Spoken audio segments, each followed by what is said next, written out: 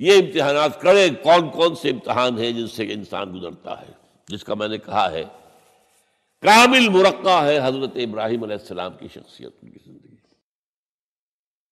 سب سے پہلا انسان کا امتحان جو ہے اس کے عقل کا، شعور کا، اس کے فہم کا، اس کی فطرت کا، اس کی جبلت کا۔ وہ کیا ہے؟ اس دنیا میں آنکھیں کھولنے کے بعد اللہ تعالیٰ پر ایمان لاتا ہے یا نہیں؟ اللہ کو پہچانتا ہے کہ نہیں؟ میرا خالق کون؟ میرا مالک کون؟ میرا پیدا کرنے والا کون؟ کون میرا محبوب ہے؟ کون میرا مقصود ہے؟ کون میرا مطلوب ہے؟ کون میرا حاکم ہے؟ کون میرا آقا ہے؟ کون ہے قانون دینے والا؟ کون ہے ہدایت دینے والا؟ یہ پہچان لینا عقل و فطرت کا پہلا امتحان ہے جس سے انسان گزرتا ہے۔ اور ظاہر بات یہ امتحان جتنا کسی ماحول میں گمراہی، شرک، کفر کے تہ برتہ اندھیرے ہوں گے اتنا ہی امتحان سخت ہوگا۔ آپ مسلمانوں کے ماحول میں رہ رہے ہیں تو ٹھیک ہے، مسلمان بھی اب دنیا پرست بن گئے ہیں یا جو بھی آپ کہیں، حقیقی مسلمان تو دیکھنے کو نہیں ملتا، پھر بھی بہرحال اسلام تو ہے نا یہاں۔ کسی نہ کسی دیکھ کو تو چیز کو تو اللہ یاد آ جاتا ہے، کبھی نہ کبھی تو کسی کی بات ہی دل میں اتر جاتی ہے۔ کوئی اللہ کا بندہ جو ہے خلوص و اخلاص سے کہتا ہے بات اور وہ آپ کے دل میں اتر گئی۔ آپ ایسے معاشرے کا تصور کیجیے جہاں سرے سے ہدایت ہے ہی نہیں، کفر ہی کفر ہے، شرک ہی شرک ہے، باطل ہی باطل ہے۔ اس میں ایک شخص آنکھ کھولے اور پھر وہاں وہ خالق حقیقی کو پہچان لے، یہ ہے سب سے بڑی کامیابی۔ آپ کو معلوم ہے قرآن مجید میں سورہ انعام میں پورا قصہ بیان ہوا ہے۔ جس ماحول میں کہ حضرت ابراہیم نے آنکھ کھولی ہے وہ ماحول کون سا ہے؟ ہر طرح کا شرک وہاں پر انتہائی درجے میں موجود تھا۔ سورج اور چاند اور ستاروں کی پرستش، بتوں کی پرستش، اور سیاسی شرک۔ بادشاہ کہتا تھا میں خدا ہوں، نمرود جو دعویٰ تھا فرعون کا وہی اس کا تھا۔ کہیں سے کوئی توحید، کوئی اللہ کی بات، کوئی نیکی کی بات، کہیں کوئی روشنی، کوئی کرن اس معاشرے میں تھی؟ اس معاشرے میں خالص اللہ نے جو فطرت سلیم عطا کی تھی اور جو عقل سلیم عطا کیا تھا، اس کی روشنی میں سفر کرتے ہوئے ان تمام معبودوں کا انکار کر کے انی وجہت وجہی للذی فطر السماوات والارض حنیفا وانا من المشرکین، میں تمہارے ان معبودوں کو نہیں مانتا، میں ان کی نفی کرتا ہوں، ان سب کا باغی ہوں، یہ سب گمراہی ہے۔ میں نے اپنا رخ کر لیا ہے ہر طرف سے یکسو ہو کر اس ہستی کی طرف جو آسمان اور زمین کی خالق ہے، سورج کا بنانے والا۔ میں سورج کو نہیں پوچھتا، سورج کے بنانے والے کو پوچھتا ہوں۔ میں چاند کا پجاری نہیں ہوں، چاند کے خالق کا پجاری ہوں۔ یہ ستاروں کا میں پجاری نہیں ہوں، ستاروں کے پیدا کرنے والوں کا، کمالے کا میں پجاری ہوں، کائنات کا نہیں ہوں، کائنات کے خالق کا۔ انی وجہت وجہی للذی فطر السماوات والارض حنیفا وما انا من المشرکین۔ یہ پہلا امتحان ہے۔ دیکھیے اپنے اوپر قیاس نہ کیجیے، آپ کو جو اللہ نے پیدا کیا مسلمانوں کے گھر میں، آپ کے ایک کان میں پیدا ہوتے ہی اذان کہہ دی گئی، دوسرے میں اقامت کہہ دی گئی، آخر کہیں نہ کہیں تو کوئی اثر اس کا ہوتا ہوگا نا، تبھی تو، ورنہ یہ بے مقصد تو کام نہیں ہے، حضور سے مسنون ہے یہ۔ کیا پتہ ہمارے تحت الشعور کی کون سی ٹیپ جو ہے وہ اس وقت چل رہی ہو اور اس کے اوپر جو ہے یہ نقش ہو گئے، کچھ نہیں کہہ سکتے۔ لیکن وہاں جو کچھ بھی نہیں تھا، کفر ہی کفر، سیاسی شرک، مذہبی شرک، ستارہ پرستی کا شرک، بت پرستی کا شرک۔ اس میں ایک نوجوان، سلیم الفطرت نوجوان، اس نے ان تمام سے رخ موڑ کر ایک اللہ کی ہستی کی طرف۔ اب آپ سوچئے دوسرا امتحان آتا ہے۔ اب حق پر پہنچ تو گئے، حق پر کھڑے رہنا آسان نہیں ہے۔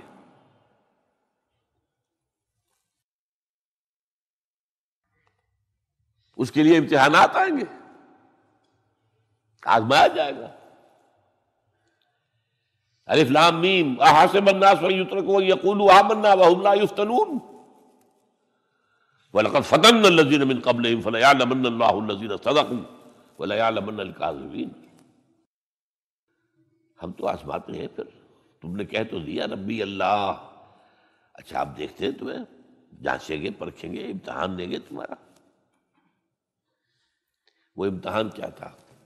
اسی کو کہا نا سورۃ میں حامیم سجدہ میں، ان الذین قالوا ربنا اللہ ثم استقاموا، بے شک وہ لوگ جنہوں نے کہا ہمارا رب اللہ ہے اور پھر جم گئے۔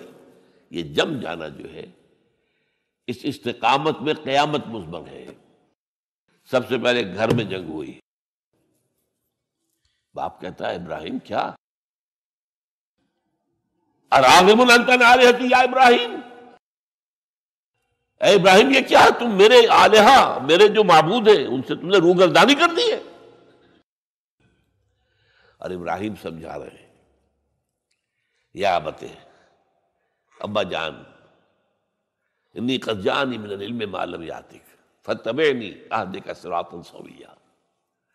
ابا جان میرے پاس وہ علم آیا ہے جو آپ کے پاس نہیں آیا، مجھے اللہ نے وحی کے ذریعے سے ہدایت کاملہ عطا کر دی ہے، تو آپ کو میری پیروی کرنی پڑے گی۔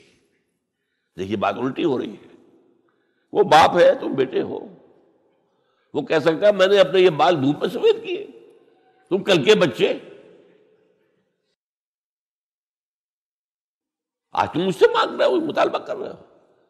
دلیل پہلے دے دی ہے، یا ابت انی قد جانی من العلم ما لم یاتک، وہ علم کا وہ شعبہ آپ کے پاس ہے ہی نہیں جو اللہ نے مجھے وحی کے ذریعے سے دے دیا ہے، لہٰذا آپ کو میری پیروی کرنی ہوگی۔ یا ابت لا تعبد الشیطان، ابا جان دیکھیں شیطان کی پیروی نہ کیجیے، انہ کان للرحمن عصیا، وہ تو رحمان کا بڑا گنہگار تھا، سرکش تھا، باغی تھا۔ یا ابت انی اخاف ان یمسک عذاب من الرحمن فتکون للشیطان ولیا، ابا جان مجھے بڑا اندیشہ ہے کہ آپ کہیں اللہ کی نگاہ میں شیطان کے ساتھیوں میں شمار نہ ہو جائیں اور پھر آپ پر اللہ کا عذاب نہ آ جائے۔ لیکن جواب کیا دیا باپ نے؟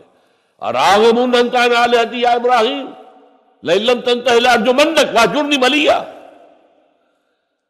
اے ابراہیم میرے آلہہ، میرے معبودوں سے روگردانی کر رہا ہے، باز نہیں آؤ گے سنسار کر دوں گا، پتھر مار مار کے ہلاک کر دوں گا، اور نکل جاؤ، دفع ہو جاؤ میری نگاہوں کے سامنے سے۔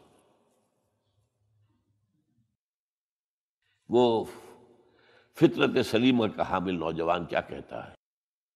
قال سلام علیک، اچھا ابا جان آپ پر سلامتی ہو، میں قال سلام علیک، میں جاتا ہوں، گھر چھوڑ کے جا رہا ہوں، لیکن میں اپنے رب سے آپ کے لیے دعا کروں گا کہ وہ آپ کو ہدایت دے، وہ مجھ پر بڑا مہربان ہے، مجھے امید ہے کہ وہ میری اس دعا کو رد نہیں کرے۔ اب اس سے ذرا آگے بات بڑھی، ابراہیم سوچتے ہیں کہ ان لوگوں کے اوپر کوئی تیشہ زوردار مارنا ہوگا، یہ جاگنے کو تیار نہیں ہے۔ میں ان سے کہتا ہوں تو ہاں کہتے ہیں، ہاں ٹھیک تو کہہ رہے ہو تم، لیکن نہیں بھائی یہ ہمارے آباء و اجداد کا دین ہے، اس پہ چلے آ رہے ہیں، کیسے چھوڑ دیں ہم؟ بات تو تمہاری ٹھیک لگتی ہے ابراہیم، تم بات تو صحیح کر رہے ہو، لیکن سورہ عنکبوت میں فرمایا مودۃ بینکم فی الحیاۃ الدنیا، حضرت ابراہیم نے کہا تم اپنے دنیا کی زندگی کی محبتوں کی وجہ سے جھگڑے ہوئے ہو، ورنہ تمہیں معلوم ہے میں نے کھول دیا تم پر کہ یہ سب بکواس ہے، یہ تمہارے عقائد جو ہیں بے بنیاد ہیں، لیکن دنیاوی محبتیں یہ تعلق جو ہے تمہیں کھڑا کیے ہوئے ہے۔ جب انہوں نے دیکھا کہ ان پر وہ اقبال کا شعر ہے کہ پھول کی پتی سے کٹ سکتا ہے ہیرے کا جگر، مرد ناداں پر کلام نرم و نازک بے اثر۔ مرد ناداں پر کلام نرم و نازک، اس کے اوپر تو وہ ہتھوڑا چلانا پڑتا ہے، وہ ہتھوڑا چلانے کی سوچی۔ ان کا کوئی تہوار آ رہا تھا جس میں جا کے باہر میدان میں جا کے کوئی پوجا کرنی تھی کسی خاص ستارے کی، اور پورا شہر خالی ہو جانا تھا۔ حضرت ابراہیم نے کہا میری طبیعت تو ٹھیک نہیں، میں تو آپ لوگوں کے ساتھ نہیں جاؤں گا، آپ جائیے۔ سب چلے گئے، پورا شہر خالی ہو گیا۔ اب انہوں نے ہاتھ میں ہتھوڑا لیا، وہ بت خانے میں گھس گئے اور سب بتوں کو توڑ کے چورا چورا کر دیا۔ لیکن طبیعت میں ایک عجیب قسم کا ایک مٹھاس والا مزاح تھا، تو اس ایک سب سے بڑے بت کو چھوڑ دیا اور اس کے کندھے پر وہ تیشہ رکھ دیا۔ اب جو وہ رات کو واپس آئے ہوں گے، آپ سوچئے ذرا، آج بھی ہندوستان کے شہر متھرا میں یا بنارس میں کہیں بتوں کے ساتھ کے کوئی حشر کر دے تو کیا قیامت آئے گی۔ کیا کیا؟ من فعل ھذا بآلہتنا، کون ہے وہ جس نے ہمارے معبودوں کا یہ حشر کیا ہے؟ بہت کچھ کر کے کچھ لوگ، ہاں ہم سنتے تھے ایک نوجوان جو ہے وہ کچھ ان کا ذکر کیا کرتا تھا، ان بتوں کا کہ ان میں کچھ نہیں ہے، کچھ نہیں ہے، کچھ باغیانہ خیالات کا اظہار کیا کرتا تھا وہ ابراہیم۔ بلاؤ، حاضر کیا گیا۔ یا ابراہیم انت فعلت ھذا، کیا اب تم نے کیا؟ مجھ سے کیا پوچھتے، اس بڑے بت سے پوچھو، اس سے پوچھو، بھائی سارے ٹوٹے ہوئے، یہ سالم کھڑا ہے۔ اور نمبر دو، جسے کہتے ہیں پولیس کی اصطلاح میں آلہ واردات، قتل کیا تھا تو کس چیز سے کیا تھا وہ بھی برآمد ہو گیا، وہ چھری بھی مل گئی ہے، اس پر خون کے دھبے بھی ہیں، اور آج تو آپ کو معلوم ہے کہ خون کے قطرے سے بھی پتہ چل جاتا ہے کہ کس کا خون تھا، جینیٹکس کے ذریعے سے۔ تو اس نے کیا ہوگا کہ ابراہیم وکل کے ناخن لو، ان سے پوچھے، یہ بات کرتے کوئی؟ اف لکم، تف ہے تم پر، تم پوچھتے ہو ان کو جو بات تک نہیں کر سکتے، جو اپنا دفاع نہیں کر سکتے، جو اپنے آپ کو بچا نہیں سکتے۔ ایک عام انسان بھی دفاع کرتا ہے اپنا۔ فرجعوا الی انفسہم، اب انہوں نے اپنے اندر دلوں کی طرف دھیان کر کے سوچا کہ واقعی ابراہیم صحیح کہتا ہے، لیکن پھر لوٹے، پھر وہ عصبیت، پھر وہ آباء و اجداد کے ساتھ تعلق، پھر وہ معاشرتی نظام۔ انہوں نے کہا بس اس کو قتل کرو، اب اس کو ختم کر دو۔ یہ اس کو فیس کرنا، آپ سوچ لیجیے یہ کتنے بڑے امتحان کی بات تھی، کتنے بڑے جگر کی بات تھی۔ اچھا چونکہ وہاں نظام بھی تھا، بادشاہ کے دربار میں حاضری ہو گئی۔ ابراہیم ہم نے سنا تم ہمارے سوا کسی کو خدا مانتے ہو؟ جی ہاں، کون ہے وہ خدا؟ فرمایا میرا رب وہ ہے جو زندہ رکھتا ہے اور مارتا ہے، ربی الذی یحیی و یمیت، قال انا احیی و امیت، میں بھی زندہ رکھتا ہوں اور مارتا ہوں۔ فوراً جو ہے حکم دیا، جیل خانے سے 2 قیدیوں کو بلایا، ایک کی گردن اسی وقت مار دی، دیکھو میں نے مروا دیا کہ نہیں، ہے نہیں میرے پاس اختیار، اور ایک کا جان اسے چھوڑ دی، تو میں خدا ہوا کہ نہیں؟ حضرت ابراہیم نے سمجھ لیا کہ اب یہ جس قسم کی کچھ بحثی میں آگے آئے، یہاں بھی کوئی ہتھوڑا چلانا پڑے گا۔ فرمایا فإن اللہ یاتی بالشمس من المشرق فأت بہا من المغرب، میرا رب وہ ہے جو مشرق سے نکالتا ہے سورج کو، تم خدا ہو تو ذرا مغرب سے نکال کے دکھاؤ۔ فبہت الذی کفر، تو وہ جو کافر تھا مبہوت ہو کر اب کیا کہ آئیں بائیں شائیں، فبہت الذی کفر۔ لیکن میں یہاں پہ جو زور دے رہا ہوں، آپ اس ہمت، اس قوت ارادی کا اندازہ کیجئے کہ جو ایک بڑے زبردست بادشاہ کے میں سامنے کھڑے ہو کر یہ بات کر رہا ہے، اور ڈٹ کر رہا ہے، آنکھوں میں آنکھیں ڈال کر رہا ہے۔ ان الذین قالوا ربنا اللہ ثم استقاموا تتنزل علیہم الملائکۃ الا تخافوا ولا تحزنوا وابشروا بالجنۃ التی کنتم توعدون. یہ کیفیت. تو پہلا امتحان تو ہے ان مادی غلافوں میں لپٹے ہوئے ہونے کے باوجود حق کو پہچان لینا. اس مادی کائنات میں گم نہ ہو جانا، اس سے ماورا، اس سے بلندتر ہو کر اس ہستی کو پہچاننا جس نے اس کو پیدا کیا. انی وجہت وجہی للذی فطر السماوات والارض حنیفا وما انا من المشرکین. پھر اس پر قائم رہنا اور بڑے سے بڑا رزق لینا. آپ نے گھر سے نکال دیا، ٹھیک ہے چل جا رہا ہوں. قال السلام علیک ساستغفر لک ربی انہ کان بی حفیہ. موت کو فیس کیا ہے تو اس طرح کیا ہے. اور کیسا جواب دیا ہو کیسا. میں نے کہا ایک مذاق کا انداز تھا ان کے عمل میں کہ اس سے پوچھو ایک صحیح سالم کھڑا باقی ٹوٹے ہوئے تو کرنے والا یہ سرکمسٹانشل ایویڈنس کیا ہوتا ہو. آج بھی آپ کے ہاں مقدمات کے اندر ایک سرکمسٹانشل ایویڈنس بھی تو ہوتا ہے نا. حالات قرائن کی کیا گواہی ہے. تو وہ سالم میں باقی سب ٹوٹے ہوئے. دوسرے یہ کہ آلہ جو ہے اس کے پاس سے برآمد ہو رہا ہے، اس کے کندھے پر رکھا ہوا. اور پھر یہ کہ بادشاہ کے دربار میں جا کر جس طرح اس کو انکار کیا ہے اس کی خدائی کا. ان کا ٹھیک ہے اس کو تو اب زندہ آگ میں ڈالو اور یہ گر جائے، ختم کر دو، اس کو بسم کر دو. اچھا اس کے لیے تیاریاں کی گئی ہیں. سورہ صافات میں اس کا ذکر موجود ہے. تو اب حضرت ابراہیم دیکھ رہے ہیں کہ میرے لیے آگ کا الاؤ تیار ہو رہا ہے بہت بڑا. ایک اوپر مچان بنائی گئی ہے جہاں سے کہ ان کو پھینکنا ہے آگ میں. سب ہو رہا ہے. وہ سب یہ کس لیے کر رہے تھے؟ یہ نوجوان کے ہوش ٹھکانے آ جائیں گے جب آگ دیکھے گا سامنے. ابھی تو کوئی آیا نہیں نا امتحان اس پر. اسی لیے قرآن میں آیا ہے کہ ہم نے ان کو ناکام کر دیا جنہوں نے کہ یہ آزمائش ڈالی تھی. حضرت ابراہیم کود گئے. اقبال کہتا ہے بے خطر کود پڑا آتش نمرود میں عشق، عقل ہے محو تماشائے لبے بام ابھی. دیکھیے یہ دو عقلیں ہیں، یہ سمجھ لیجیے. ایک عقل وہ ہے جو پہچان لے، ایک عقل وہ ہے جو آگے چلنے سے روکے. دیکھو جواب ٹھیک نہیں، تمہارا کیا کر رہے ہو؟ اپنی جان سے کھیل رہے ہو، جان سے چلے جاؤ گے. تو عقل جو ہے ایک معنی میں وہ حقیقت کو پہچاننے میں مددگار ہے، اگرچہ منزل تک نہیں پہنچا سکتی. گزر جا عقل سے آگے کہ یہ نور چراغ راہ ہے منزل نہیں ہے. راس چراغ رکھا ہے تو روشنی تو ہو جائے گی نا، کچھ نہ کچھ دکھا دے گی. بس یہ چراغ راہ ہے،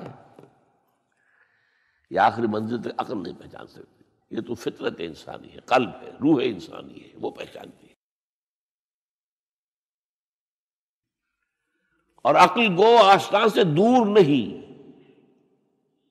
اس کی قسمت میں پر حضور نہیں، حاضری نہیں ہوتی وہاں. اللہ تک پہنچانے والی شے عشق ہے، اللہ کی محبت ہے. آگے چلنے سے تو عقل روکتی. عقل کا لفظ جو ہے وہ اس سے پہلے یقیناً کئی مرتبہ میں نے یہاں پہ بیان کیا ہوگا. عقل کے معنی ہے روکنے والی. یہ جو سعودیز جو ہے وہ اپنے سروں کے اوپر ایک باندھتے ہیں، کوئی سنہری رنگ کا ہوتا ہے، کچھ ہوتا ہے اس اپنے رومال کے اوپر. اس کو اقال کہتے ہیں، اقال. یہ ان کی پرانی بدویانہ، جب ان کو کھانے پینے کو بھی نہیں ملتا تھا، بھوکے پیاسے ننگے پاؤں ننگے بدن رہتے تھے، اس وقت ایک رواج ہے. ان کی ساری زندگی جو ہے گھومتی تھی اونٹ کے گرد. اونٹی کا گوشت کھا لینا ہے، اونٹی کا دودھ پی لینا ہے، اونٹ کے اوپر سواری کر لینی ہے، اونٹ کی کھال سے جو ہے وہ خیمے بنا لینے ہیں، اونٹ کے بالوں سے اپنے لیے کوئی کمبل بنا. اونٹ ہی اونٹ تھا. جیسے ہمارے یہاں پنجاب میں جس علاقوں کو کہا جاتا ہے جو جانگلی علاقہ، وہ بھینس ہی بھینس تھی، بھینس کا کلچر تھا وہاں. بھینس کا دودھ پی لیا، بھینس کے مکھن سے کھا لیا، لسی سے نہا لیے، اور یہ ساری چیزیں جو ہے بھینس کا گوشت کھا لیا. بھینس ہی بھینس تھی. اور کیا تھا؟ یہ مج کلچر تھا یہاں کا سارا، یہ جو آپ کے ہاں جانگلی کہلاتے ہیں، یہ تو آباد کار آئے ہیں جلندھر سے، ہوشیارپور سے، گرداسپور سے، وہ آباد کاروں نے آ کے پھر یہاں پر جو ہے وہ ساری چیزیں بتائی ہیں، ورنہ یار کس کو جانتے، گڑ کی نہیں جانتے، گڑ کس بلا کا نام نہیں جانتے، چینی تو بہت دور کی بات ہے، گڑ نہیں جانتے۔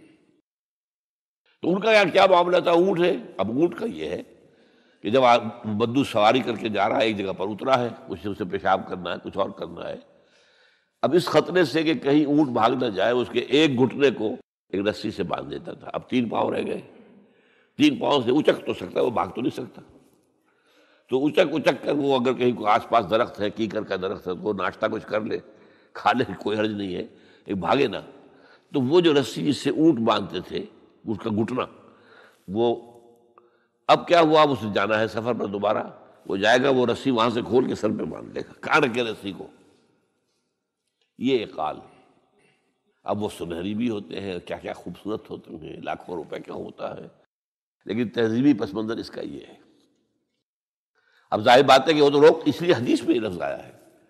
ایک مرتبہ حضور مسجد نبی میں تشریف فرما تھے، باہر کوئی بدو آئے صحابی باہر سے، اور انہوں نے اپنے اونٹ کا یا اونٹنی کا گھٹنا نہیں باندھا، اسے ویسے ہی چھوڑ کے اندر آ گئے۔ حضور نے فرمایا تم نے اس کا گھٹنا کیوں نہیں باندھا؟ جواب دیا میں نے اللہ پر توکل کیا۔ فرمایا غلط، اعقلھا ثم توکل، پہلے اس کا گھٹنا باندھو پھر توکل کرو۔ وسائل کا استعمال ترک کر دینا توکل نہیں ہے۔ ہاں یہ سمجھو کہ وسائل کے ذریعے سے نہیں ہوگا، جو بھی کچھ ہوگا اللہ کے کیے سے ہوگا، لیکن وسائل کا استعمال تو کرنا ہے، وہ توکل اسلام میں نہیں ہے جو رہبانیت کا توکل ہے۔ بہرحال تو یہ اب جو ہے عقل جو ہے، اب اس وقت جو کہ بے خطر کود پڑا آتش نمرود میں عشق، عقل ہے محو تماشائے لبے بام، ابھی عقل تو وہیں پر کھڑی ہوئی سوچ رہی ہے کودنا چاہیے کہ نہیں کودنا چاہیے، اور ابراہیم کود بھی چکا۔ لوگ حیران رہ گئے، لیکن اللہ نے اس آگ کو گل و گلزار بنا دیا۔ قلنا یا نار کونی بردن وسلاما علی ابراہیم۔ اب آیا چوتھا امتحان کہہ لیجیے اس کو، یہ رسولوں کے باب میں اللہ کا قاعدہ ہے، اس قوم کی طرف کسی رسول کو بھیجیں، اگر وہ قتل کرنے پر آمادہ ہو جائے رسول کو، تو پھر وہاں سے ہجرت کی اجازت ہوتی ہے۔ جیسے حضور جب دارالندوہ میں فیصلہ ہو گیا کہ اب قتل کر دو محمد کو صلی اللہ علیہ وسلم، اس سے پہلے یہ اندیشہ تھا جب تک کہ ابو طالب زندہ تھے کہ چچا سپورٹ پر ہے ابو طالب، اب بنو ہاشم کا وہ سردار ہے، تو یہ ہماری جو ہے ان فائٹنگ ہو جائے گی، ٹرائبل، انٹر ٹرائبل یا انٹرا ٹرائبل کہنا چاہیے، کہ قریش کے اندر ہی آپس میں جب ہم لڑ پڑیں گے تو ہماری جو دھاک بیٹھی ہوئی ہے پورے عرب میں وہ تو ختم ہو جائے گی۔ A house divided amongst it self can understand, یہ وہ چیز تھی جو ابھی تک ان کے ہاتھ روکے ہوئے تھی۔ اب ابو طالب مر گئے، اب جو سردار ہے بنو ہاشم کا وہ ابو لہب ہے، وہ حضور کا وزیر سب سے بڑا دشمن ہے، لہذا فیصلہ ہو گیا۔ تب آپ گئے ہیں طائف اور وہاں سے بھی ناکام آئے ہیں۔ اس کے بعد یہ ہے کہ باقی سب صحابہ کو آپ نے اجازت دے دی چلے جاؤ مدینے، لیکن ابھی آپ منتظر رہے جب تک کہ ایکسپریس پرمیشن نہ آئے، رسول اپنی جگہ چھوڑ نہیں سکتا۔ بہرحال یہ ایک علیحدہ معاملہ ہے کہ اس میں تھوڑی سی خطا ہو گئی تھی حضرت یونس علیہ السلام کے ساتھ، کہ وہ اپنی قوم کے اس رویے سے دل برداشتہ ہو کر غصے کے اندر بھرے ہوئے، یہ ماننے والے نہیں، ناہنجار لوگ چھوڑ کر چلے گئے، اگرچہ اللہ کی اجازت ابھی نہیں آئی تھی۔ یہی وجہ ہے اللہ نے انہیں سزا دی، مچھلی کے پیٹ میں رہے، وہاں وہ استغفار کرتے رہے، لا الہ الا انت سبحانک انی کنت من الظالمین۔ پھر اس ویل مچھلی نے اگل دیا ان کو اور ساحل کے اوپر رہے، اس کا پورا ذکر ہے قرآن مجید میں۔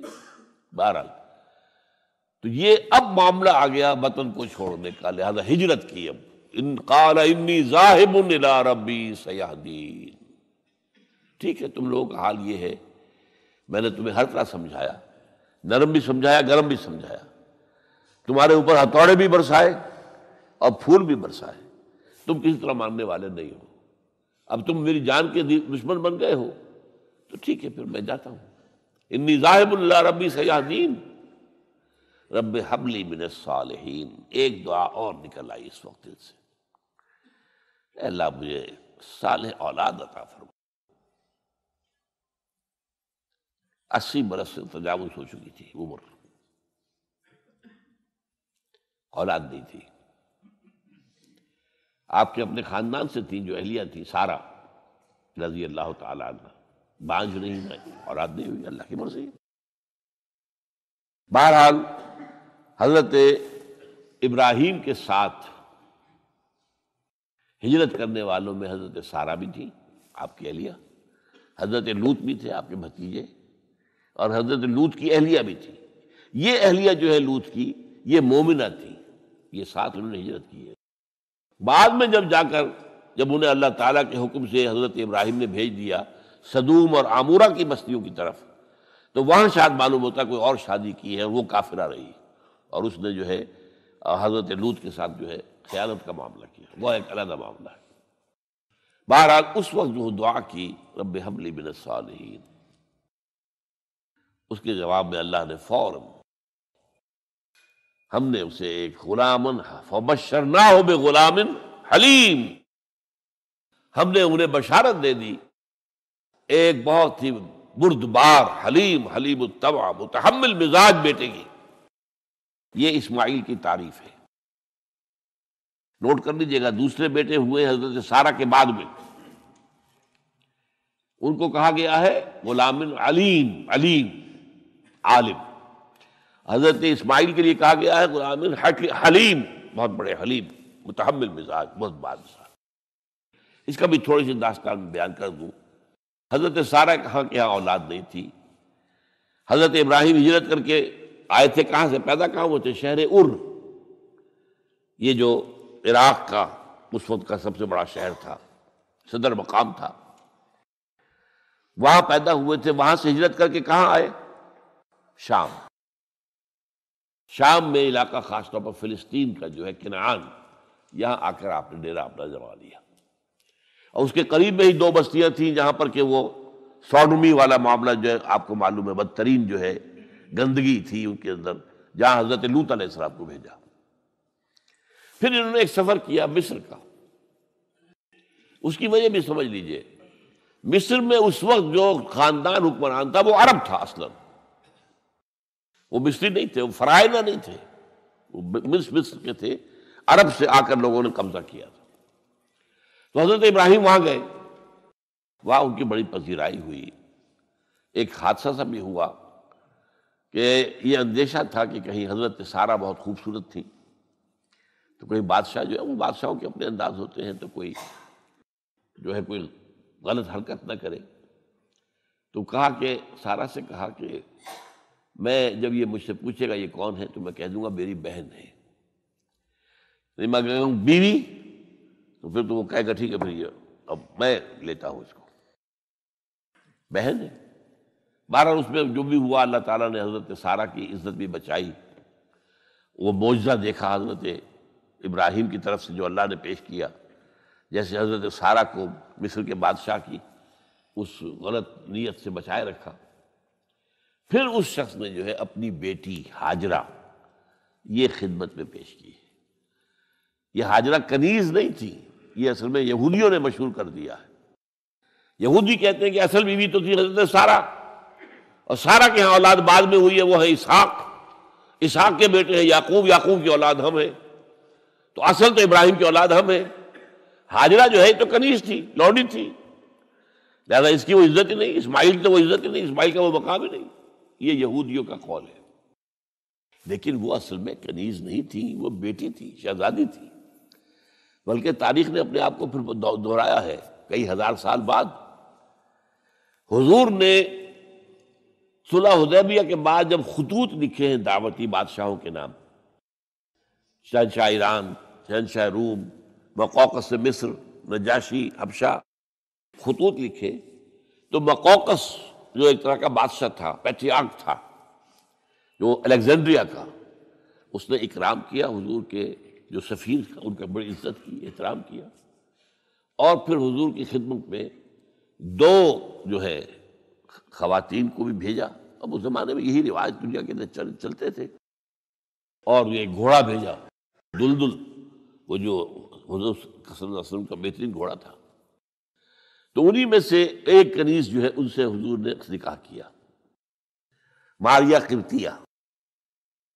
اور ماریہ قبطیہ سے اللہ نے اولاد دی حضور کو عمر کے آخری درجے میں. حضرت ابراہیم نام رکھا ان کا. نوٹ کیجیے، سائیکل مکمل ہو رہا ہے. ابراہیم گئے تھے مصر، وہاں سے ہاجرہ آئی اور اس سے اسماعیل ہوئے، اسماعیل سے یہ ساری نسل چلی، محمد پیدا ہوئے. محمد کے نکاح میں پھر مصر سے آئی ہوئی ایک خاتون آئی ہے ماریہ قبطیہ، ان سے جو پیدا ہوئے ان کا نام ابراہیم رکھا. تو یہ گویا کہ یہ ایک عجیب سائیکل ہے. بہرحال لیکن جب حضرت سارہ نے دیکھا کہ میرے ہاں تو اولاد نہیں ہو رہی، تو حضرت ابراہیم سے کہا کہ میں آپ ہاجرہ کے ساتھ آپ جو ہے ذر و شوقت معاملہ قائم کر لیجئے، تو اللہ آپ کو ان کے ذریعے سے اولاد دے دے. مجھے تو امید نہیں ہے کہ میرے ہاں اولاد ہو. تو اس پر حضرت ابراہیم نے ان کے ساتھ وہ رشتہ قائم کیا اور اللہ نے اسماعیل جیسا بیٹا دے دیا. اب اللہ تعالیٰ نے حکم دیا ہاجرہ اور اپنے اس بیٹے کو لے جاؤ اور جاؤ وہاں بواد غیر ذی زرع، جاؤ وہاں حجاز کی اس وادی کے اندر، وادی غیر ذی زرع، وہاں ان کو چھوڑ دو. اب یہ امتحان دیکھیے، توکل کا امتحان. حضرت ابراہیم لے آئے، کوئی متنفس نہیں، کوئی گھاس تک پیدا نہیں ہو رہی. کوئی درخت کا ہونا تو اور بڑی بات ہے کہ کھجور کا درخت ہو یا کوئی اور درخت بھی نہیں. پانی نہیں، پانی کا ایک مشکیزہ تھا ابراہیم کے پاس، وہ چھوڑ دیا. کچھ کھجوریں تھیں وہ دے دی اور چلے. حاجرہ پوچھتی ہے ہمیں کس کے پاس سارے چھوڑ کے جا رہے ہیں؟ کہنے لگے اللہ کے. یہ ہے توکل، اللہ کا حکم ہے. دعائیں مانگ مانگ کر رب ہب لی من الصالحین فبشرناہ بغلام حلیم.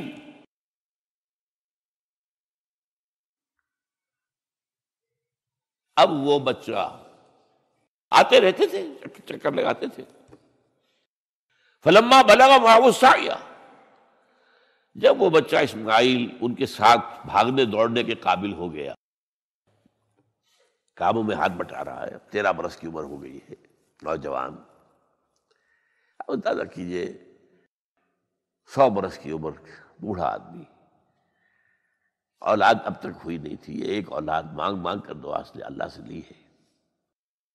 اب آخری امتحان آتا ہے، اس سے آگے کوئی امتحان نہیں ہے.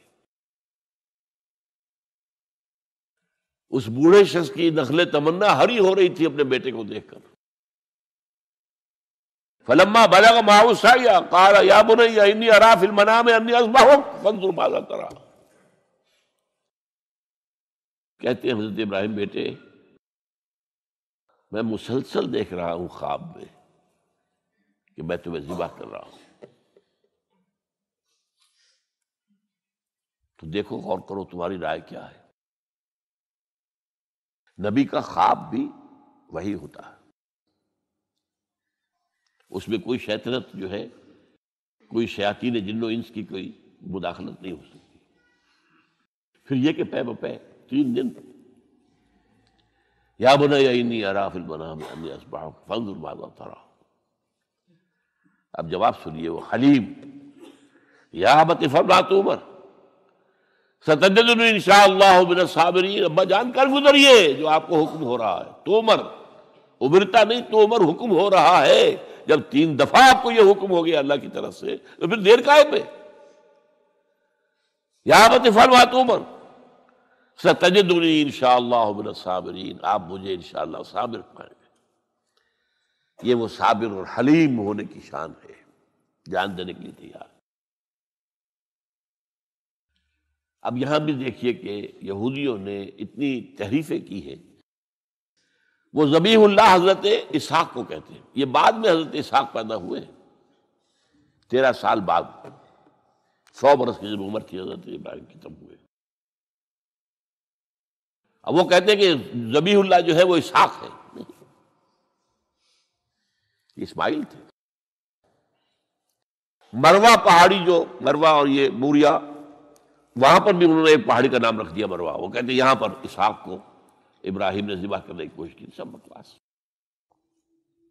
ایک بڑی عمدہ کتاب مولانا فراہی رحمۃ اللہ علیہ کی تھی، عربی، پھر اس کا ترجمہ ہوا، الرأی الصحیح فی من هو الذبیح۔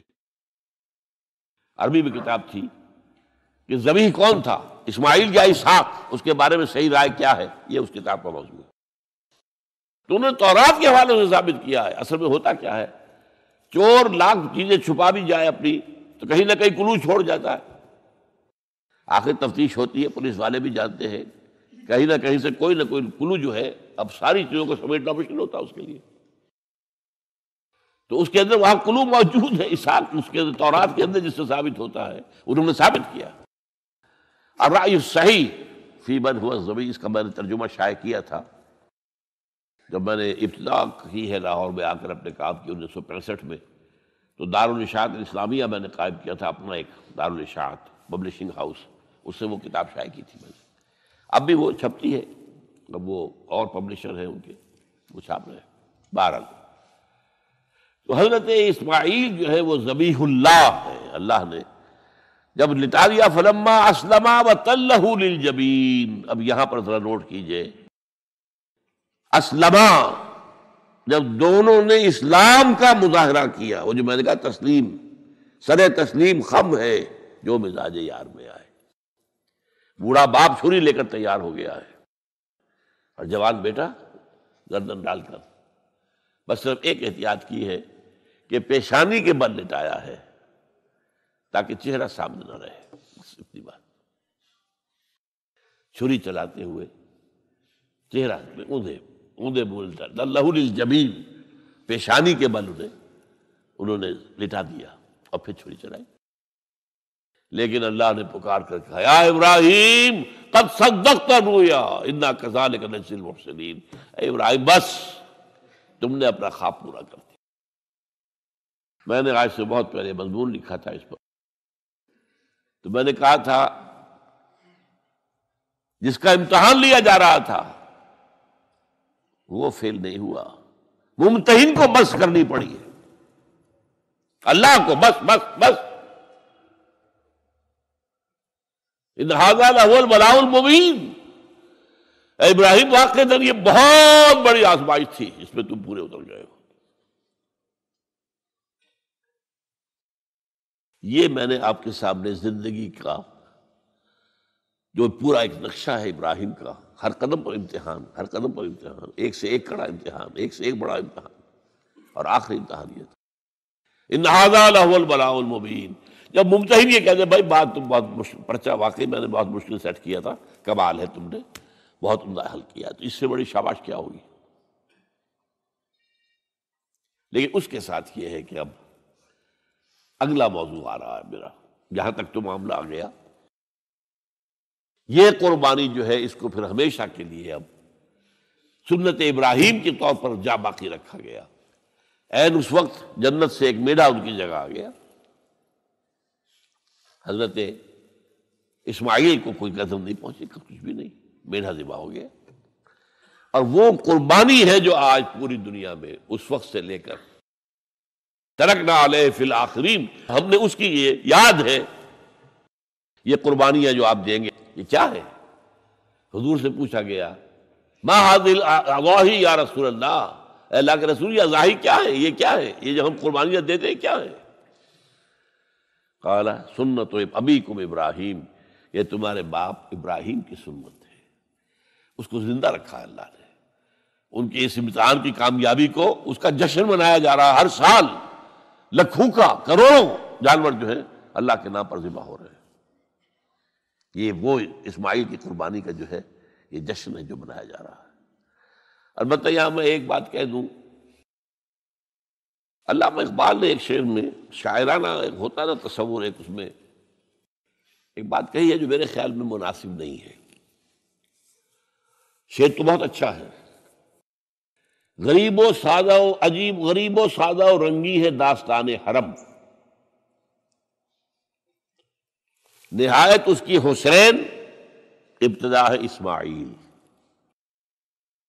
یہ بہت سے لوگوں کو بہت شعر پسند آتا ہے، خصوصاً شیعہ بھائیوں کو تو بہت ہی پسند آئے گا کہ وہ جو قربانی اسماعیل کی ہو رہی تھی اور نہیں ہوئی تھی وہ قربانی ہے جو حسین کی ہوئی ہے کربلا کے اندر.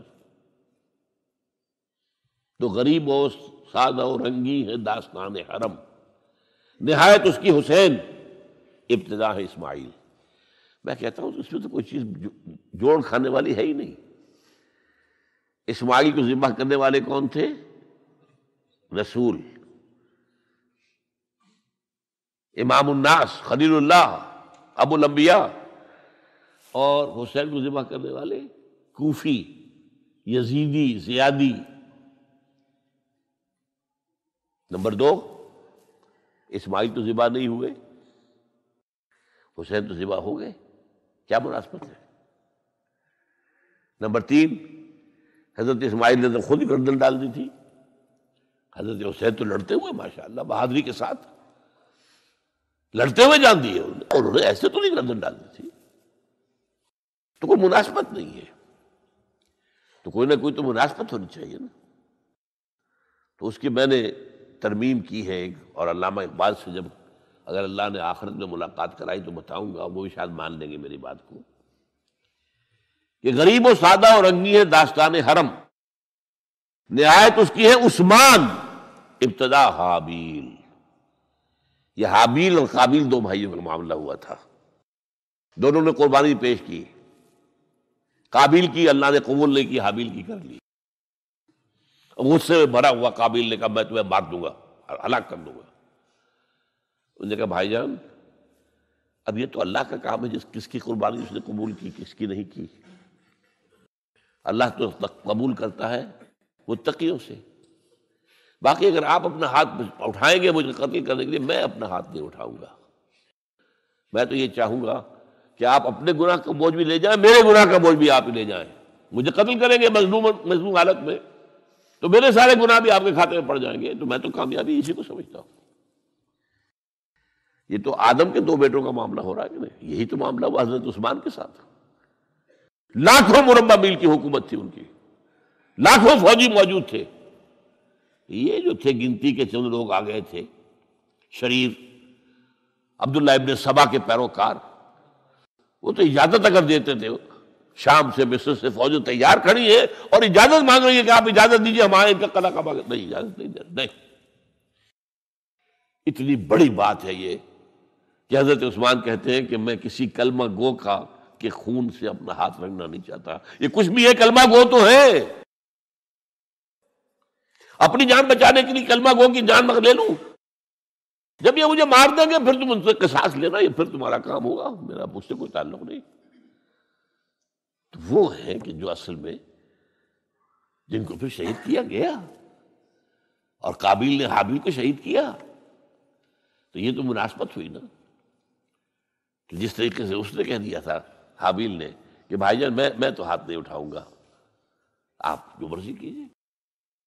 اسی طرح حضرت عثمان نے کہا میں ہاتھ نہیں اٹھاؤں گا، میں کلمہ گو کا کسی کا خون اپنے گردن پر نہیں لینا چاہتا. ہاں یہ جب مجھے قتل کر دیں گے پھر تم قصاص لے لینا، یہ الزا بات ہے. تو میں نے اس شعر کو یوں کیا ہے. اب غریب و سادہ و رنگی ہے داستان حرم، پہلا مصرع تو یوں کا تو ہے، نہایت اس کی ہے عثمان، ابتدا حابیل. حضرت اسماعیل تو ہوئے ہی نہیں نہ شہید ہوئے نہ ذبح ہوئے، وہ تو ہوئے ہی نہیں، واقع نہیں. وہ تو ایک امتحان تھا جو اللہ نے لیا اور چھری نے کاٹا ہی نہیں.